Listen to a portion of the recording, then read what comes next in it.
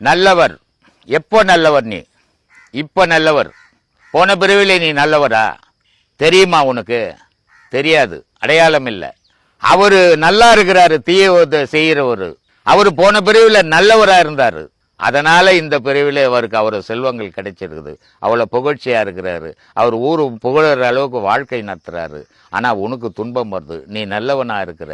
ஏன்? இதை தான் நான் வீடியோவில் கூட சொன்னேன். நான் சின்ன வயசுல மாடு மேய்க்கிறதுக்கும் மற்றவங்க நல்லா இருக்கிறதுக்கும் என்ன காரணம்? இறைவன் காரணமா அப்படின்னு கேட்டேன். நான் செய்த பாவ புண்ணியமே எனக்கு வினையா வந்ததுன்னு. அப்போ போன பிறவில நீ செய்த தீமைகள் இந்த பிறவில உன்னை வாட்டுது. அப்போ அந்த தீயதை நீ அனுபவிச்சு ஒழிக்கும் போது நீ பரிசுத்தமானவனா ஆகிற. பரிசுத்தமான ஆன பிறகு உன்னை இறைவனே நெருங்கிடுறான்னு அர்த்தம்.